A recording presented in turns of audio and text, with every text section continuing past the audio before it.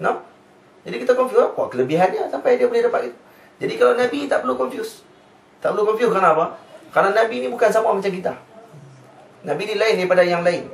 No? Itu yang pertama. Yang kedua, kita nak confuse apa? Nah, memang ada dalam hadis, disebut dalam hadis. Boleh buka balik dalam Allahumma salli ala Sayyidina Muhammad, kitab yang dikarang oleh Syekh Muhammad bin Alawi Al-Maliki Al-Hasani, seorang ulama besar daripada Makkah Al-Mukarramah, daripada Arab Saudi, no? Dia orang Arab Saudi. Jadi ada kitab dia mengarang berkenaan dengan cerita berkenaan dengan Nabi SAW. Dalam kitab dia Al-Insanul Kamil, Al-Insanul Kamil. Dan juga dalam kitab dia berkenaan dengan mafahim yajibu an tusahih atau tushah. Wajib an tushah. Maksudnya fahaman-fahaman yang patut kita betulkan. Tapi yang diterangkan berkenaan dengan darah Nabi itu diterang dalam Insanul Kamil.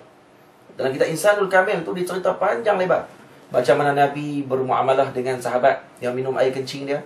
Hadis itu sahih. Nah, kalau tak salah riwayat pada Imam Tabrani. Nah, dan boleh buka baik dalam kitab-kitab imam-imam yang lain. Imam Baihaqi ada sebut, Imam Tirmizi, Al-Imam Tirmizi, Al-Imam Al-Bukhari sendiri ada sebut berkenaan cerita-cerita ni. Jadi jangan kita rasa confuse, boleh faham tak? Dan banyak lagi sebenarnya benda-benda pelik yang berlaku. Ketika mana peperangan Badar, Sayyidina Ukashah, seorang sahabat Nabi SAW, patah pedang. Bila patah pedang, Nabi pergi, Sayyidina Ukashah pergi kepada Rasulullah, "Ya Rasulullah, pedang aku patah ya Rasulullah." Maka Rasulullah pun ambil pelepah tamar, Nabi bagi kat dia, "Nah, ambil pedang ni." Bertukar waktu tu pelepah tamar menjadi pedang yang sangat tajam pada ketika tersebut. Maka digunakan Sayyidina Ukashah. Ini bukan He-Man. Ini bukan cerita He-Man. Pernah tengok He-Man? Zaman dulu, kat kecil-kecil kita main Power Rangers kan, tak keluar kok ni, pedang keluar kok tali pinggang. Bukan cerita ni, itu cerita dongeng. Hak ni berlaku depan para sahabat Nabi SAW. Pedang tu digunakan, bertukar daripada kayu kepada besi. Jadi maksudnya kita jangan anggap benda ni biasa. Ludah Nabi SAW, Nabi ludah di mata Sayyidina Ali karamallahu wajhah. Mata Sayyidina Ali tidak lagi sakit selepas tu sampai bila-bila. Nabi mengangkat balik mata Sayyidina Abi Qatadah. Sayyidina Abi Qatadah waktu satu peperangan, mata dia tercabut sebelah biji mata, terkeluar, letak atas tapak tangan. Jadi bila mana dah tercabut biji mata, jumpa dengan Rasulullah, "Ya Rasulullah, aku nak minta tolong kamu masukkan balik mata aku ni ya Rasulullah." Maka Rasulullah kata, "Kalau nak kamu nak aku masukkan ke kalau nak aku doakan kamu untuk syurga?" Maka dia kata, "Ya Rasulullah, aku ada bini ya Rasulullah." Bini tak lupa. "Aku ada isteri ya Rasulullah. Kalau kata aku balik dengan keadaan mata tidak ada sebelah, nanti dia akan kurang rasa cinta kepada aku. Aku bimbang tu.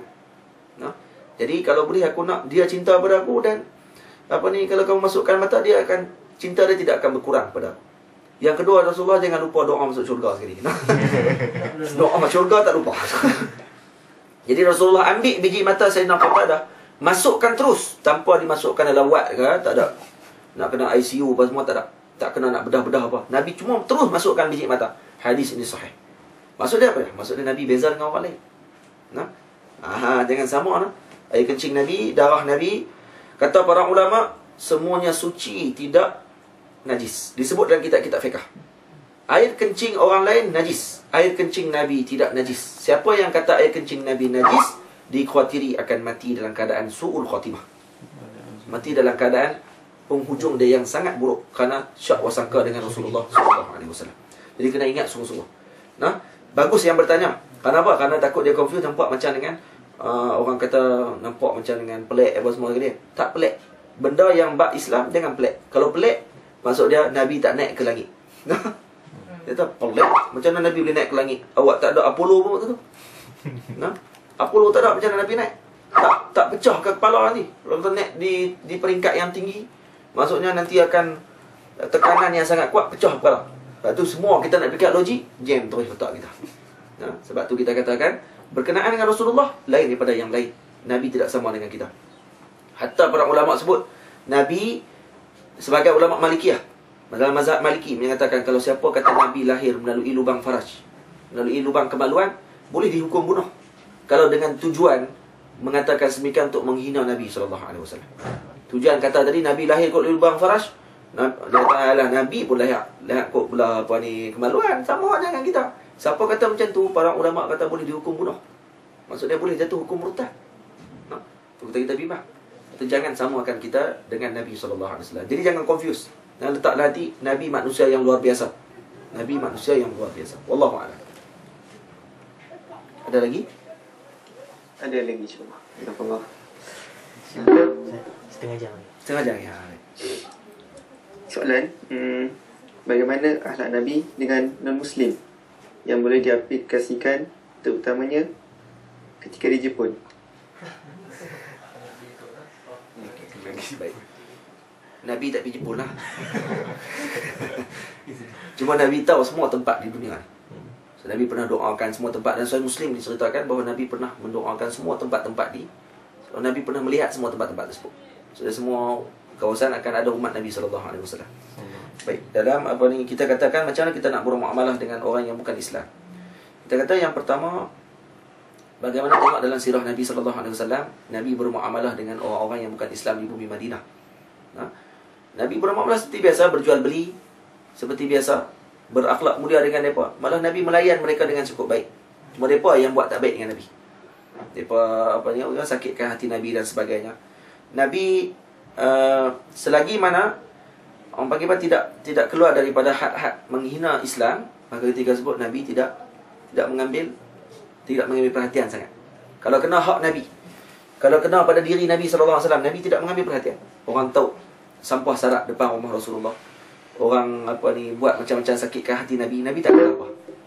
Cuma jangan kait dengan berkenaan orang Islam yang lain. Itu yang Nabi marah. Sebab tu cara kita bermuamalah dengan orang bukan Islam, yang Nabi tunjukkan seperti biasa, bermuamalah jual beli seperti biasa. Sebab tu Nabi ketika akhir hidup, kata para ulama, dalam sirah disebutkan bahawa Nabi tidak sempat untuk mengambil balik gadaian baju perang Nabi yang Nabi gadaikan kepada seorang Yahudi. Seorang Yahudi.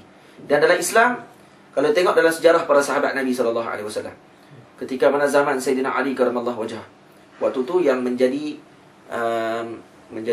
orang panggil apa? Hakim pada ketika tu zaman Sayyidina Ali. Allahumma salli alaihi wasallam, saya terlupa nama hakim tersebut. Seorang ulama besar, tabi'in. Nama apa? Ingat tak? Tak ingat. Allahu Akbar. Saya terlupa nama dia.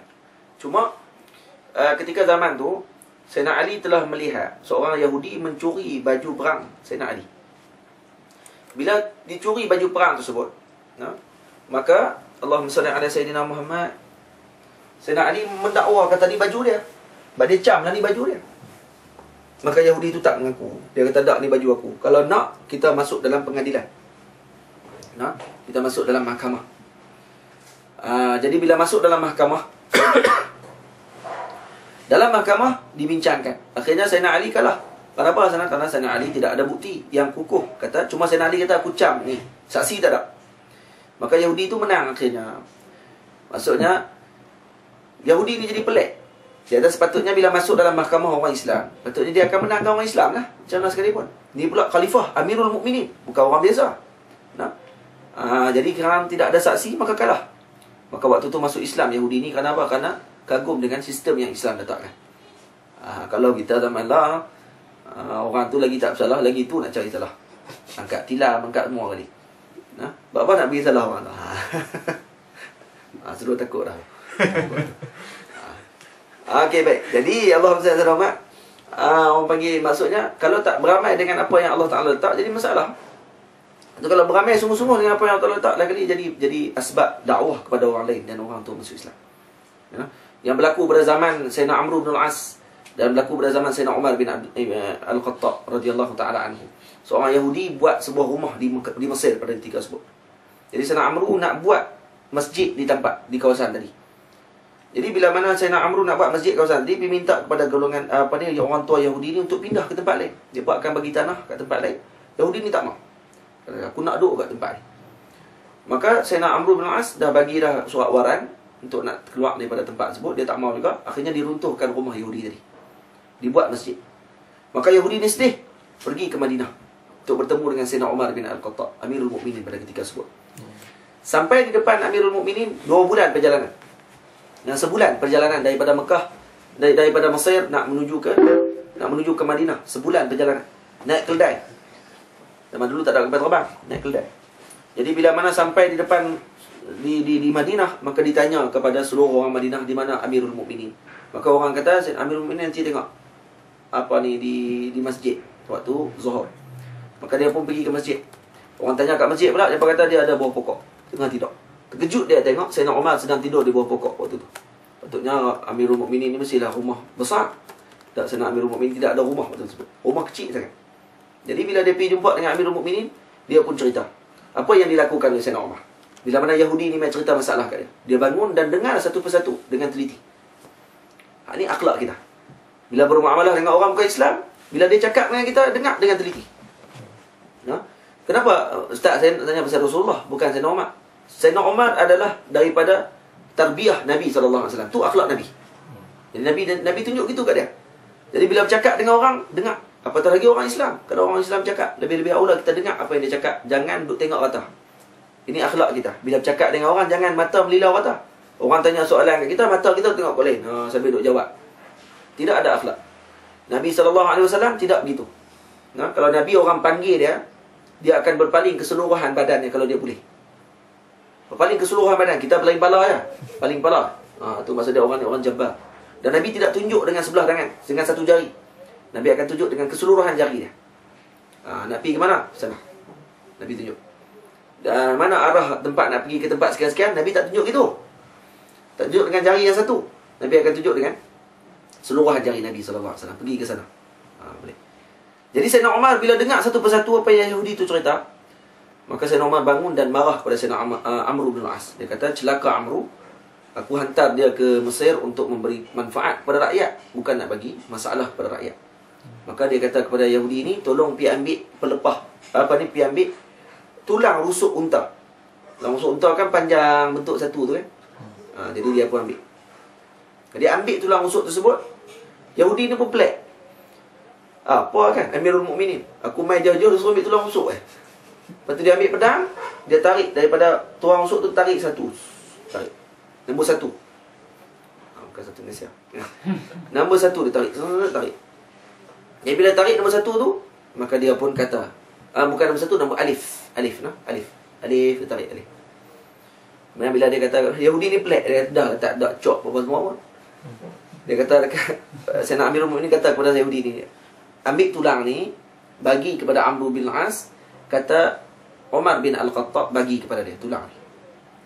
Maka bila mana sampai di depan Sayyidina Amr bin As, sebulan selepas tu sampai, siap dah masjid, rumah dah hancur. Maka masuk bertemu dengan Sayyidina Amr bin As. Yahudi ni bagi tulang ni. Dia kata, ni tulang yang disampaikan oleh Sayyidina Umar kepada kamu. Maka bila mana Sayyidina Amr bin As melihat tulang tadi, menangis dia. Jatuh tulang tadi, menangis, teriak. Kemudian dia terus arahkan untuk runtuh masjid. Runtuhkan masjid, buat balik rumah lelaki ni pada tempat asal dia. Terkejut Yahudi ni, apa yang berlaku kan? Tak ada tulis apa pun. Tulang tu tak tulis apa. Macam mana dia boleh menangis? Kemudian dia macam mana dia boleh sampai terasa hati macam tu? Sampai runtuh masjid, buat balik rumah. Maka kata Yahudi ni, lepas siap rumah dia, dia pun berjumpa balik dengan Sayyidina Umar, Sayyidina Amr bin As. Dia kata, wahai Gabna, wahai Khalifah, aku nak tanya kepada kamu, apa yang berlaku sebenarnya? Aku tak faham dengan tulang yang dihantar oleh Sayyidina Umar. Apa maksud dia? Tak ada tulis apa pun. Kata Sayyidina Amr, kamu tak faham apa yang aku faham, dia kata. Sayyidina Umar sebenarnya bila mana dia ambil tulang tu pada kamu, dan disuruh sampai kepada aku, dia nak kata kepada aku, wahai Amru, kamu akan jadi tulang macam ni nanti. Ingat, kamu nanti akan masuk dalam kubur, akan jadi tulang macam ni nanti. Dan kamu sebagai seorang pemimpin kena jadi resmi huruf alif. Huruf alif ni apa dia? Kan tadi dia tarik huruf alif. Alif dia tarik. Huruf alif ditulis daripada atas ke bawah, bukan pada bawah ke atas. Maksudnya kamu sebagai pemimpin kena bertemu dengan orang bawah, bukan orang bawah kena main temu dengan kamu. Kamu kena tahu masalah mereka apa dan sebagainya. Itu akhlak. Walaupun dengan orang bukan Islam, apa yang berlaku? Masuk Islam Yahudi tadi. Kenapa? Kerana kagum dengan dua pemerintah Islam yang sangat hebat. Tu sistem Islam sebenarnya mampu untuk bawa orang kepada hidayah Allah Ta'ala. Tapi kalau kita tinggalkan Islam, orang akan jauh daripada agama Allah Subhanahu Wa Ta'ala. Wallahu a'lam. Terus. Alhamdulillah. Last soalan. Ya. Dan Pak Ustaz hadkan kepada 5 minit. Ya. InsyaAllah. Okey, saya terus. Okey, soalan. Macam mana kita nak menyatu padukan umat Islam di Malaysia? Akhir-akhir ini orang Islam, utamanya Melayu, selalu bergaduh atau bertelagah sekiranya berlainan fahaman politik. Ini masalah kita. Cara-cara Nabi untuk menyatukan umat Islam Dan adakah kisah Nabi, contohnya kaum Ansar dan Muhajirin? Ustaz, jawab insyaAllah. Baik. Terima kasih, soalan yang sangat baik. Jawapan kita, macam mana kita nak satukan umat Islam di Malaysia, orang Melayu contoh khususnya di Malaysia. Jadi kita katakan jawapan yang terbaik, Nabi SAW gabungkan Aus dan Khazraj dengan Islam, bukan dengan bangsa Arab. Nabi tak kata kita sama-sama orang Arab, kita kena gabung. Tak. Nabi kata kita Islam. Dengan Islam menggabungkan Aus dan Khazraj. Jadi kalau kamu ikut Islam, kamu boleh bergabung. Nah, kita bergabung bukan sebab kita Melayu. Kita kata kita semua orang Melayu, kita kena bergabung. Sampai bila tak bergabung? Sebab dengan perkataan Melayu tadi. Nak bergabung dengan apa? Dengan Islam. Balik kepada Islam. Itu yang maksudnya. Kamu balik kepada Islam, balik kepada sunnah Rasul SAW, balik kepada hukum Allah Subhanahu Wa Taala, kamu akan dikira bersatu pada ketika itu. Aus dan Khazraj berperang puluhan tahun dalam kaum mereka. Tapi bila Nabi datang dengan bawa apa? Bawa Islam. Bukan Nabi bawa Arab, Nabi bawa Islam. Maka bersatu mereka dan menjadi golongan yang terbaik di muka bumi Allah Ta'ala. Malah Nabi sebut dalam hadis, Hubbul Ansar minal iman. Hubbul Ansar. Ansar siapa Ansar? Ansar adalah golongan Aus dan Khazraj. Termasuk sekali. Dua golongan ni. Hanya disebabkan mereka masuk dengan Islam, mereka berpegang kuat dengan Islam, menjadi golongan Ansar, menolong golongan Muhajirin. Maka waktu tu Nabi sebut Hubbul Ansar minal iman. Siapa yang cintakan Ansar, tu tanda-tanda iman seorang tersebut. Jadi apa maksudnya? Maksudnya bila mana mereka berpegang dengan Islam, maka kemegahan mereka dengan bangsa mereka dah lenyap. Kenapa? Kerana Islam lebih tinggi daripada bangsa. Al-Islam ya'lu wa la yu'la alaih. Boleh faham tak? Jadi macam mana nak gabung? Nak ni. Saya tak perlu nak panjang-panjang. Tak perlu nak panjang-panjang, nak sebentar buat politik pun semua, tak perlu. Kita kata balik kepada Islam. Dia balik kepada sistem Islam, kamu akan ikut yang Allah Ta'ala katakan dan kamu akan bersatu padu. InsyaAllah. Tapi sebab apa? Sebab sebahagian tak mau Islam, sebahagian nak Islam. Yang tu jadi masalah. Yang tu menyebabkan orang jadi tak mau. Dan kemudian jadi tak bersatu. Gitulah, faham? Cukup tu. Saya panjang saya jadi ikut lain. Jadi sekat tu dulu. Wallahu'alam. Jadi balik kepada Islam, saya kata. Tak kira pahaman politik apa sekalipun, balik kepada Islam. Kalau kata kamu ni nak Islam, kamu akan cari yang terbaik untuk nak bawa Islam. Maka itulah yang carilah yang terbaik. Yang nak bawa Islam macam mana? Itu yang terbaik. Wallahu ta'ala a'lam. Boleh. Okey. Jazakallah. Baik, Ustaz. Ada lagi? Sebenarnya dah tak ada. Tak ada lah. Akan serahkan pada Presiden APJ untuk pertama saya minta maaf. Yang pertama saya ucap terima kasih banyak-banyak kepada pihak Ikatan Persaudaraan Islam Jepun dan juga tvazhar.com kerana sudi untuk jemput saya pada hari ini. Dan saya minta maaf kalau terkasar bahasa, tersilap bicara dan sebagainya. Moga-moga Allah Ta'ala memberikan manfaat dalam pertemuan kita pada hari ini. Dan saya ucap terima kasih banyak-banyaklah kepada Ikatan Persaudaraan Islam Jepun kerana dulu kali pertama buat dengan akhwat, sekarang ni dah dengan ikhwah pula sekali, semua sekali. Moga-moga Allah Ta'ala memberikan manfaat pada kita insya-Allah. Assalamualaikum warahmatullahi wabarakatuh.